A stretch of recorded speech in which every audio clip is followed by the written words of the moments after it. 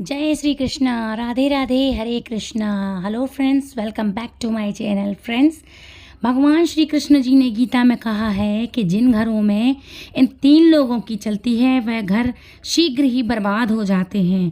कहते हैं हर आदमी चाहता है कि उसका घर धन धान्य से और खुशियों से भरा रहे, उसके जीवन में कभी कोई दुख ना आए, परंतु फिर भी लोगों की खुशियों को आग लग जाती है, उनकी खुशियाँ नष्ट हो जाती हैं।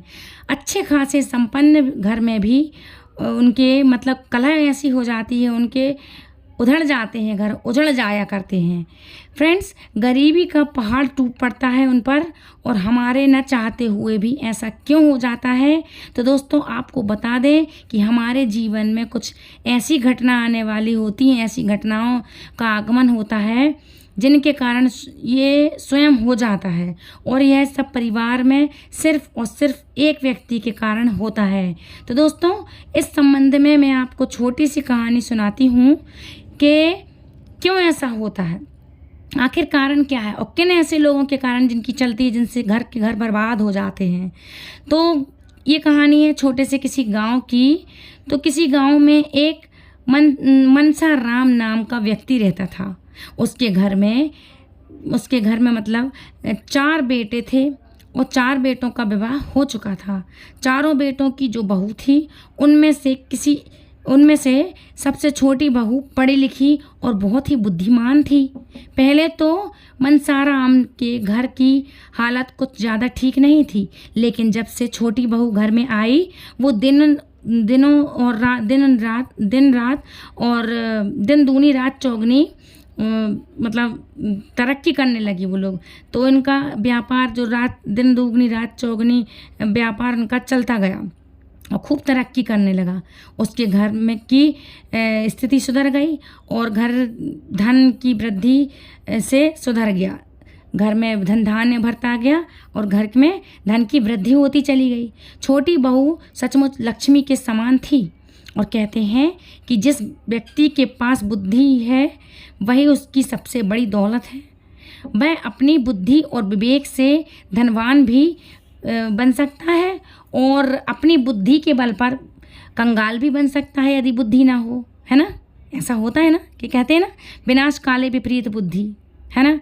तो जिनके पास बुद्धि है वह इंसान धनवान भी बन सकता है, और परिवार पर आने वाले संकट से भी अपना बचाव कर सकता है।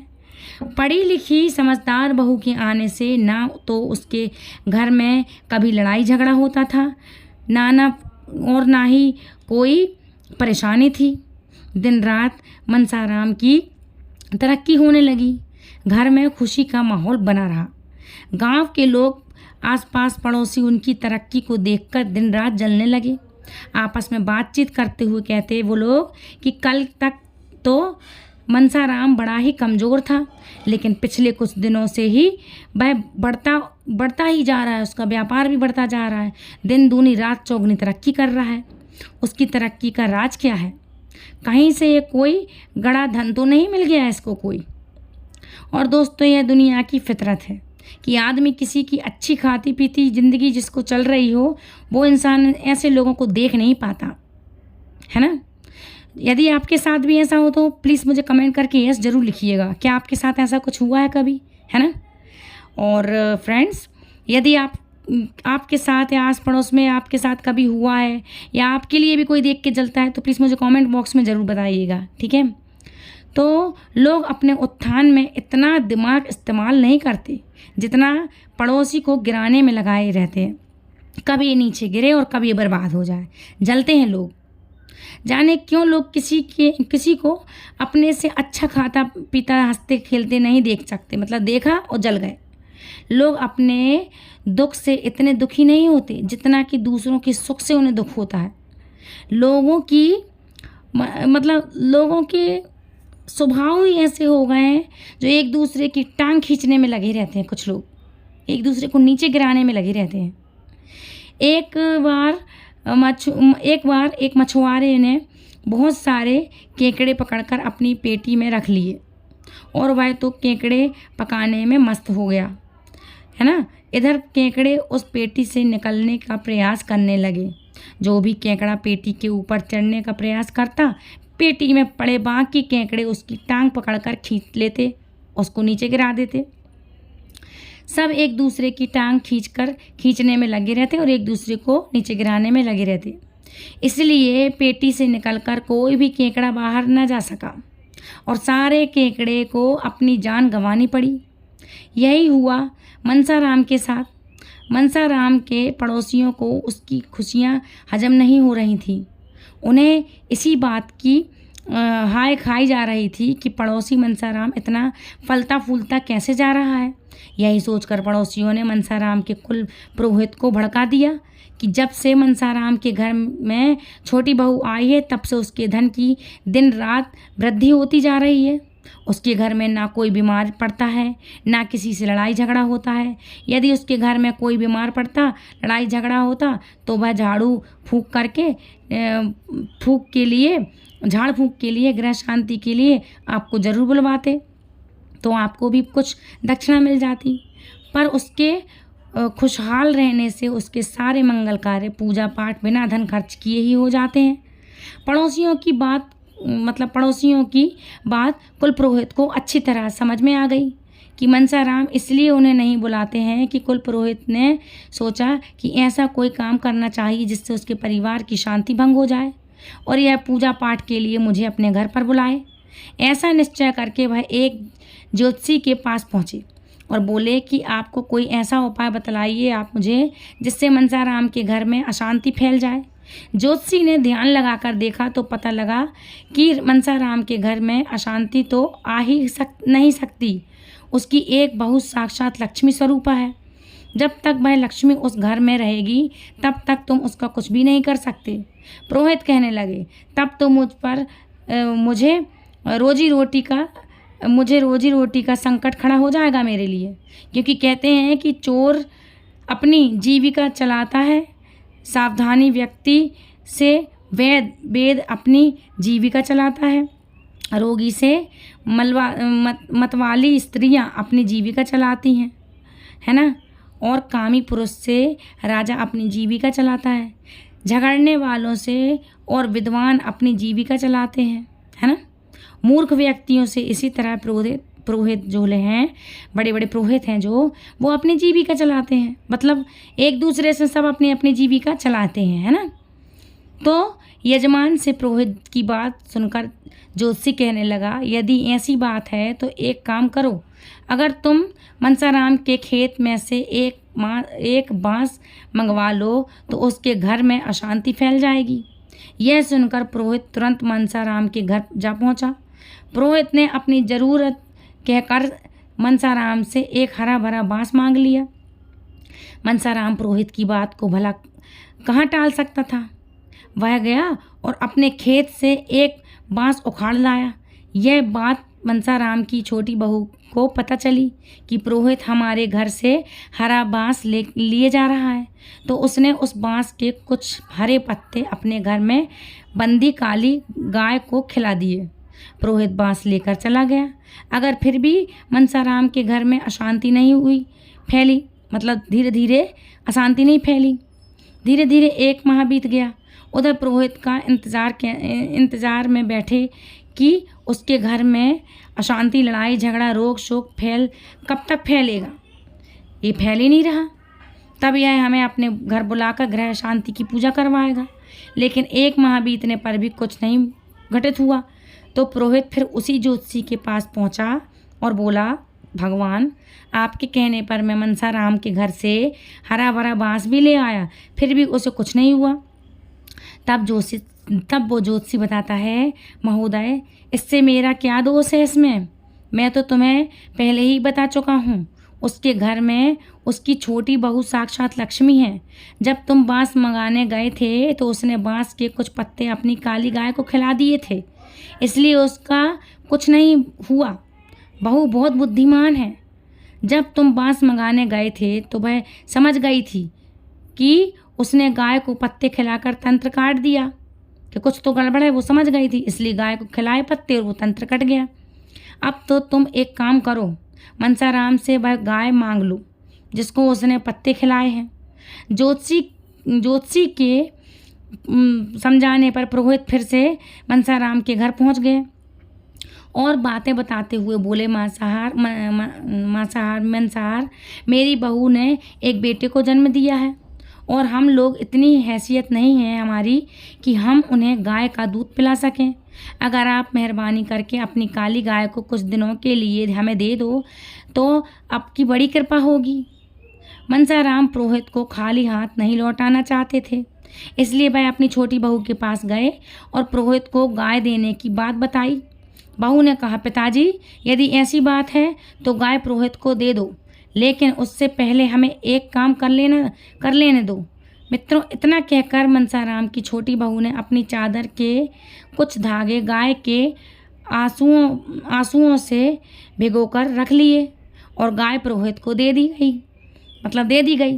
पुरोहित गाय लेकर के चले गए और मन ही मन बड़े प्रसन्न होने लगे कि अब तो उसके घर में विपत्ति आएगी ही आएगी। जब विपत्ति आएगी तब वो मुझे पूजा पाठ करने के लिए अवश्य आमंत्रित करेगा। इसी तरह धीरे धीरे 2 महीने बीत गए, पर मनसाराम के घर में अशांति नहीं फैली। वहाँ तो बढ़िया शांति से सब कुछ चल रहा था। अब पुरोहित जी फिर से ज्योतिषी के पास गए और बोले, भाई मैंने तुम्हारे कहने पर मनसाराम के घर से वह गाय भी मांग लिया, फिर भी वह खुशहाल जिंदगी कैसे जी रहे हैं। 2 महीने बीत गए, फिर भी उसके घर में कोई बीमारी नहीं फैली, ना कोई लड़ाई झगड़ा हुआ। अब हमारी जीविका कैसे चलेगी?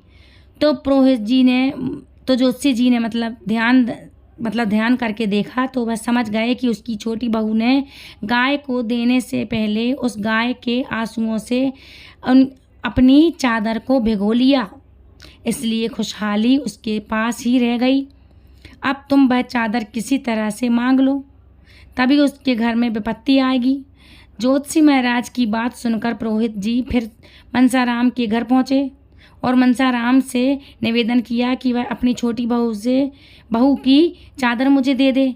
मेरी बेटी कीर्तन सुनने बैठी है, दूसरे गांव जा रही है, तो वो चादर मेरे पास दे दो। मेरे पास चादर नहीं है ना, इतने पैसे नहीं कि मैं चादर नहीं खरीद सकूं, है ना, तो अपनी बेटी को एक नई चादर दिला सकूं, मेरे पास इतनी जीविका नहीं है। तो मनसाराम कहने लगा, महाराज इसमें कौन सी बड़ी बात है, लो मैं अभी बहू से अपनी चादर मांग कर लेकर आता हूँ। इतना कहकर मनसाराम बहू से चादर मांगने गया। बहू बड़ी समझदार थी, उसने चादर देने से पहले चादर के वही धागे काट कर निकाल दिए जो गाय के आंसुओं से भिगोए थे और चादर ले जाकर पुरोहित जी को दे दी। पुरोहित जी चादर लेकर अपने घर पहुँचे और मनसाराम के घर में विपत्ति आने का इंतज़ार करने लगे। इंतज़ार में ही 2 महीने बीत गए, मगर उसे ऐसी कोई खबर सुनने को नहीं मिली कि मनसाराम के घर में कोई बीमारी आ रही है, कोई बीमार पड़ रहा है, कोई झगड़ा हुआ हो। पुरोहित जी फिर भाग कर उसी ज्योतिषी के पास पहुँचे और बोले, महाराज जी उसकी छोटी बहू की चादर भी मांग लाया हूँ, फिर भी कुछ भी नहीं हो रहा। अब ज्योतिषी ने ध्यान धर कर देखा तो कहने लगा, पुरोहित जी वह बहू बहुत ही बुद्धिमान है, उसने गाय के आंसुओं से भीगी हुई चादर के धागे तोड़ करके निकाल लिए। अब तो मनसाराम को विपत्ति में डालने का एक ही तरीका है, उसकी छोटी बहू को घर से निकाल दो, तभी कुछ हो सकता है, वरना नहीं हो सकता, है ना। अब इस विषय में बात करने मेरे पास मत आना, तुम्हें कोई रास्ता नहीं बता सकता मैं।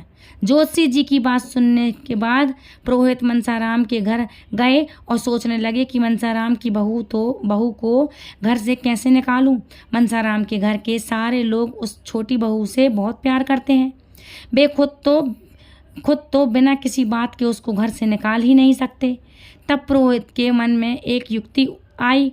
उन्होंने मनसाराम से कहा, देखो भाई, मानना और ना मानना हाथ में है तुम्हारे। कल रात मैंने एक सपना देखा था। मेरे सपने में एक देवदूत आया था और वह मुझे कह रहा था कि तुम तो मनसाराम के कुलपुरोहित हो और उसके घर की हानि लाभ सुख दुख का वितरण तुम ही करते हो। मनसाराम की छोटी बहू को यदि घर से नहीं निकाला गया तो उसके घर पर दुखों का पहाड़ टूट पड़ेगा। तुम यह बात मनसाराम को जाकर बता दो कि उसकी बहू बहुत अभाग्यवान स्त्री है, मतलब भाग्यशाली नहीं, अभाग्यवान है ना, मनहूस है, उसे घर से निकाल देना ही शुभ है। पुरोहित की बात सुनकर मनसाराम बहुत चिंतित हो गया। उसने अपने बेटे को बुलाकर पुरोहित के द्वारा बताई गई सारी बातें बताईं। अपनी पत्नी की वजह से हम लोग एक दिन बहुत बड़ी मुसीबत में फंस जाएंगे, इसलिए तुम अपनी पत्नी को घर से निकाल दो। मित्रों, उन दोनों की बातें वह छोटी बहू चुपचाप सुन रही थी। छोटी बहू कहने लगी, पिताजी, यदि मेरे कारण इस घर पर विपत्ति आएगी तो मैं स्वयं ही इस घर को छोड़कर चली जाऊंगी। इतना कहकर वह घर से जाने लगी। उसके पति ने देखा तो वह अपनी पत्नी के साथ घर छोड़कर चल दिया। अब तो लक्ष्मी बहू के घर से जाने के बाद मनसाराम के घर में अशांति फैलने लगी। कभी आपस में लड़ाई झगड़ा होता, कभी बीमारी आती, कभी धन की हानि होती, तो कभी कुछ न कुछ ही दिनों में मनसाराम कंगाल हो गया। पुरोहित इधर उधर की बताकर झाड़ फूंक करते रहे और कुछ दिन धन लूटते रहे। इधर खेती बाड़ी व्यापार सब धमस हो गया, मतलब सब चौपट हो गया। छोटी बहू के जाने के बाद उनकी अन्य बहुएं घर की गृहस्थी नहीं संभाल सकी। दिन पर दिन उनकी हालत बिगड़ती गई। छोटी बहू शहर में रह रही थी, वह वहाँ भी छोटा मोटा कारोबार करके धनवान बन गई। कुछ ही दिनों में मनसाराम को अपनी गलती का एहसास हो गया। उसने सोचा, पुरोहित की बात में आकर अपना घर बर्बाद कर लिया मैंने अपनी लक्ष्मी जैसी बहू को त्याग करके मैं कंगाल बन गया। अब अपनी गलती को क्षमा मांगने के लिए मैं शहर को जाऊंगा। तो वो मनसाराम शहर को चल दिया।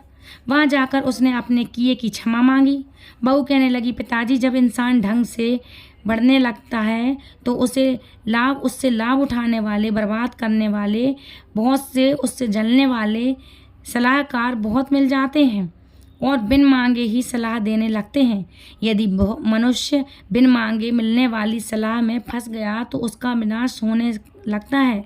समझदारी इसी में है कि वह सुने सबकी पर करे मन की, है ना। और इंसानों को करना भी चाहिए भाई, कुछ गलत है तो सुनो सबकी पर करो मन की, जो तुम्हारा मन सच कह रहा है ना भाई। सुने सबकी लेकिन करे मन की। दूसरों की बात, मनुष्य को हर कार्य के प्रति स्वयं सतर्क और सावधान रहना चाहिए। मनुष्य की स्वयं की गलतियों से ही वह दुखी होता है।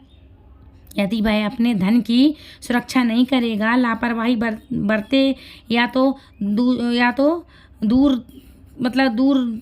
दूर चोरों को निमंत्रण दें ऐसे में, तो लुटेरे तो उसको लूट के जाएंगे ही, वो तो मौका मारकर अपना हिस्सा ले ही जाएंगे। इसमें तुम चोर को दोष नहीं दे सकते। अपने कर्म पर विश्वास करो। यदि हमें अपने कर्म पर, अपनी योग्यता पर विश्वास हो तो आपका कर्म आपको फल देगा ही देगा। विपत्ति आने से अपने ही आप उसका समाधान सोचना चाहिए। उसका समाधान सोचते भी हैं। हर कार्य दूसरों की सलाह पर न छोड़ें। जो लोग सावधानी पूर्वक सोच विचार कर कार्य करते हैं, विपत्ति से लड़ते हैं, विपत्ति पड़ने पर उसका उपाय पहले ही खोज लेते हैं, ऐसे लोगों को बाद में पछताना नहीं पड़ता। दोस्तों, अब मैं आपको बताने जा रही हूँ उन 3 लोगों के बारे में जो घर में जिनकी ज़्यादा चलती है, उसके कारण घर बर्बाद हो जाता है। तो नंबर 1 पर है, जिस घर का मुखिया मूर्ख हो, जुआरी हो और बिन मांगे सलाह देने वालों के अनुसार चलता हो तो उसका घर बर्बाद हो जाता है, उजड़ जाता है। घर का मुखिया अगर कभी सदस्यों से सलाह लेकर फैसले लेता है तो उसका घर सदा खुशियों से हरा भरा रहता है। नंबर 2 पर है, मतलब घटी और लाडला बालक, मतलब हटी और लाडला, मतलब जो सुनता नहीं हो, बड़ा लाडला हो। कहते हैं ना, एक पूत परैया में मूत। हटी और लाडला बालक, जिस घर में ज़्यादा हटी और लाडला बालक हो, उस घर में बालक की चलती हो तो वह अपनी हट पूर्वक उल्टे सीधे काम करवा कर अपनी हट मनवाने में वो इतना बिगड़ैल हो जाता है, इतना घर बिगाड़ देता है कि बड़ा नुकसान क्यों ना हो जाए। जिस घर में ऐसे बालक की चलती हो वह घर पत्थर की नाव के समान होता है, उसे डुबाकर ही मानता है, वो घर डूबता ही है और साथ में दूसरों को भी डुबा जाता है। तीसरी बात, दुर्द स्त्री, जिनका मन अत्यंत चंचल हो, ऐसी स्त्रियां घर की उन्नति के लिए ठीक नहीं होती। यदि ऐसी स्त्रियों के अनुसार यदि घर चलता है तो ऐसी स्त्रियों की घर में चलती हो तो वह घर की उन्नति, सुख, शांति सब नष्ट हो जाती है।